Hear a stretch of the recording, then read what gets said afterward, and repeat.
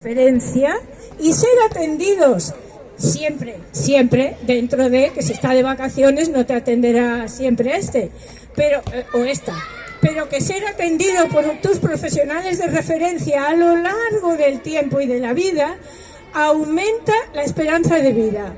Si tenéis el mismo profesional de referencia durante 2 o 3 años, aumenta la mortalidad un 8%. Pero cuando la tienes 15 años, aumenta un 25%. Es decir, que lo que llamamos atención longitudinal por nuestros profesionales de referencia a lo largo del tiempo disminuye el acudir a urgencias. Es lógico, ¿no? Yo sí puedo, ¿no? Intento que me vea mi profesional de referencia o mis profesionales de referencia. Disminuye las hospitalizaciones y disminuye la mortalidad. Os lo he pasado por ahí, pero que sepáis que esta es una dimensión importantísima de la primaria, el tener unos profesionales de referencia. Esta sería la segunda idea. La tercera idea es que si sabemos estas dos cosas, ¿cómo es nuestro sistema sanitario? ¿Cómo es el sistema sanitario de Cataluña? Pues nuestro sistema sanitario de Cataluña, ya lo decía por ahí un compañero, es un sistema infrafinanciado en general. Somos de las comunidades autónomas, le decía el compañero, que dedica menos cantidad por cápita, por persona, a la sanidad. Además, es un modelo público-privado que concierta servicios con la privada, igual que en la enseñanza, concierta con la privada servicios, y en el año 2016 casi el 50% del gasto de la sanidad se iba a la privada concertada, es decir, se pagaba a empresas que realizaban servicios para la Consellería de Salud. O sea, está infrafinanciado, es un modelo público-privado, es un modelo hospitalocéntrico, es decir, que está muy basado en los hospitales y que dedica la mayor parte del presupuesto a los hospitales. Luego vemos un poco esto. Y otra cosa que también quería remarcar, es un modelo supermedicalizador. Tomamos cantidad de medicinas, muchísimas de ellas innecesarias.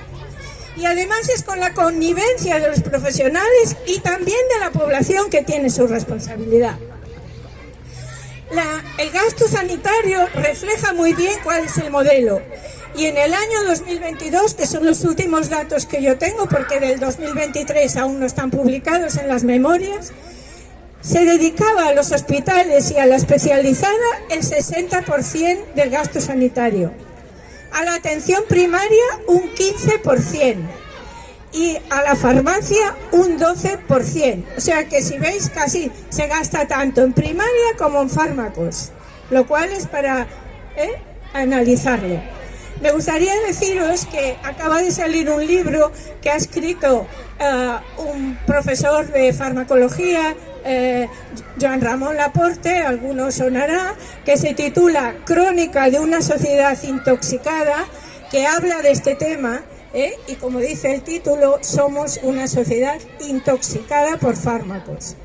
El libro se presenta el 4 de abril a las 7 de la tarde en la Casa del Libro, por si alguien quiere ir. A mí me parece que será un libro importante.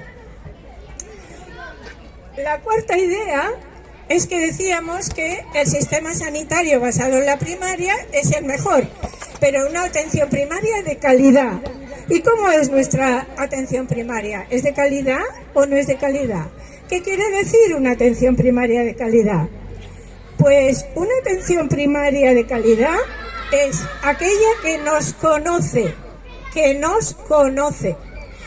tenemos unos referentes que nos visitan casi siempre. Es decir, que cuando yo tengo una demanda, mis referentes, mi médica, mi enfermera y os diría que mi administrativo me atienden, o mi administrativa, que resuelve la mayoría de cosas que yo tengo, la mayoría, que no me tiene que mandar a urgencias, al hospital, a no sé qué, me resuelve la mayoría de cosas que yo tengo.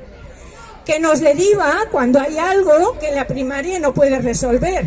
Nos deriva adecuadamente, no porque sí, adecuadamente.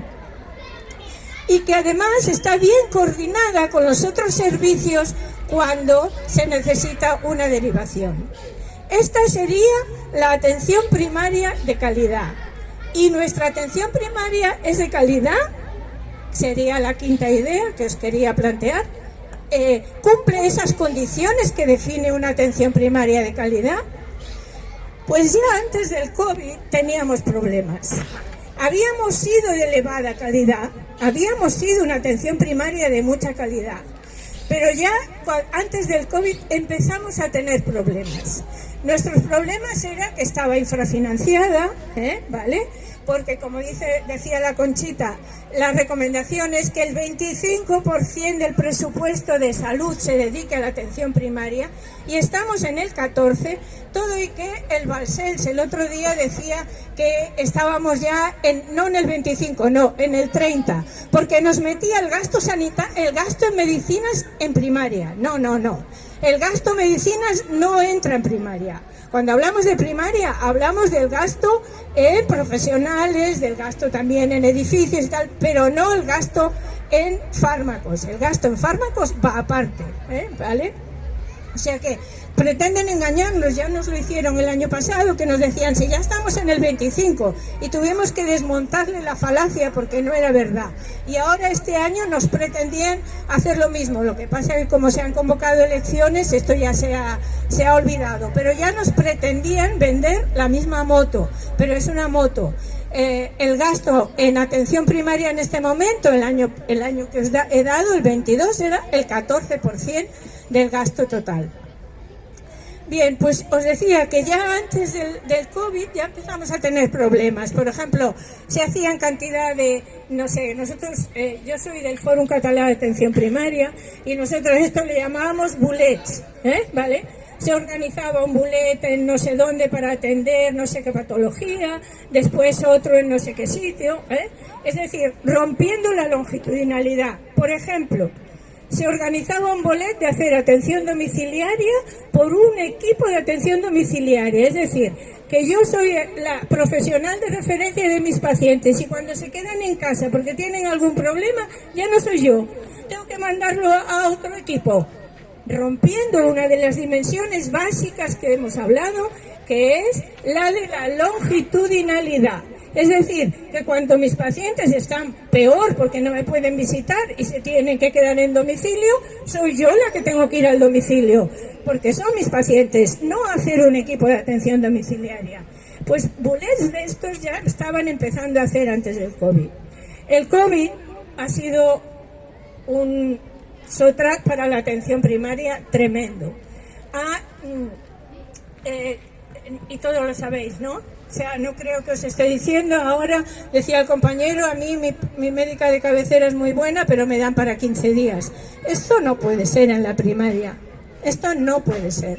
La atención primaria tiene que ser accesible y no puede darse una visita para los 15 días, porque entonces ¿tú qué haces? Pues te vas a urgencias, pues entonces ya hemos roto con esto, ¿vale? Si yo tengo que ir a urgencias porque no puedo esperarme a que me vean mis referentes, pues entonces ya hemos roto con esto.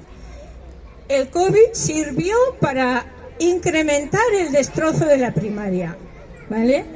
Y bueno, responde a una cosa que los estudiosos llaman la doctrina del shock. Es decir, cuando la población se queda en shock porque ha pasado algo muy grave, como puede ser la pandemia del COVID, entonces voy yo y aprovecho que está en shock para hacer los planes que yo ya tenía previamente. Y los planes que yo tenía previamente eran destruir la primaria, porque destruyendo la primaria destruyo el sistema sanitario que tenemos en este momento. O sea, cuando caiga la primaria, cae como no sé, como los naipes, ¿no? Como un castillo de naipes, cae el sistema sanitario. Bien, al neoliberalismo le interesa debilitar la primaria y le interesa debilitar el sistema sanitario público.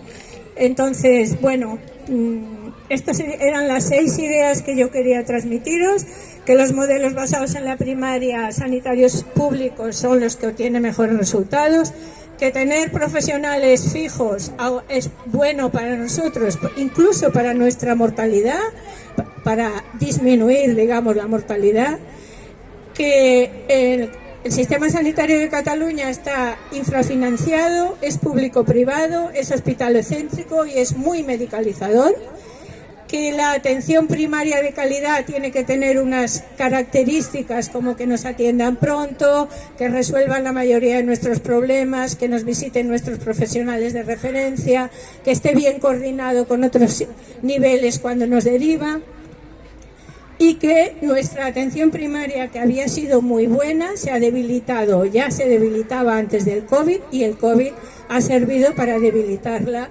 mucho, que en este momento está muy débil y que al neoliberalismo no le interesa que se fortalezca porque sabe que si cae la atención primaria el sistema sanitario caerá y por lo tanto aumentará la privada. O sea, esto ya está aumentando, o sea, ya ha pasado del 30% al 50% o algo así. Ahora tenía por ahí los datos, pero ha aumentado sensiblemente. Para acabar, a mí me gustaría decir que no lo demos por perdido, que hemos de seguir luchando por un sistema sanitario 100% público en el que la atención primaria sea el centro del sistema y su eje vertebrador, y que esto es una de las cosas por las que vamos a luchar el día 7. Que luchar por la atención primaria 100% universal para todas las personas y de elevada calidad, una atención primaria bien financiada con el 25% del gasto sanitario público, un aumento del número de médicas y sobre todo de enfermeras, Yo creo que de lo que más ha de aumentar debido a nuestra, digamos, a nuestras patologías como sociedad, a que cada vez vivimos más, a que tenemos muchas patologías crónicas, etcétera. Yo creo que ha de aumentar mucho el número de enfermeras, hemos de luchar porque tengamos contratos estables, porque estén bien pagadas, por las condiciones laborales de nuestros profesionales sanitarios. Hemos de hacer que la atención primaria sea accesible y que no nos den visitas telefónicas, Eso es una cosa que ha impuesto el CAP. No digo que en algún caso no pueda servir, pero la atención no se debe basar en la atención telefónica. Que hemos de luchar por la longitudinalidad, es decir, por la atención continuada a lo largo del tiempo de nuestros referentes. Y pensaba, no es que lo haya pensado yo sola, antes del COVID en mi barrio estábamos intentando conseguirlo, estábamos muy cerquita, pero el COVID nos rompió mucho también esto, como ha roto muchas cosas. Que habría que impulsar y garantizar la participación de la ciudadanía en los centros de atención primaria. Que no puede ser que los centros de atención primaria funcionen a su aire con unos funcionamientos a veces cuestionables, y que no dependen del conseller, ¿vale? Y que la ciudadanía no pueda decir nada al respecto, ¿vale? Entonces, nosotros en mi barrio luchábamos por lo que llamábamos consells de CAP, es decir, que en cada CAP haya un consell, igual que pasa en los colegios. ¿Os imagináis un colegio donde no estén las AMPAs? Ahora no se llaman AMPAs, ahora se llaman AFAs, ¿no? ¿Os imagináis un colegio donde no haya una AFA, donde los padres no estén participando en el proyecto educativo del colegio? ¿A que no? Esto se ha regulado por ley y existe. Pues yo creo que tenemos que pedir lo mismo en los centros de atención primaria. Los centros de atención primaria tienen que tener un control de la ciudadanía y la ciudadanía tiene que estar participando en lo que se hace allí dentro. Bueno, os lo planteo para luchar por ello, porque las cosas se consiguen luchando, si no, no se consiguen. Vale, gracias.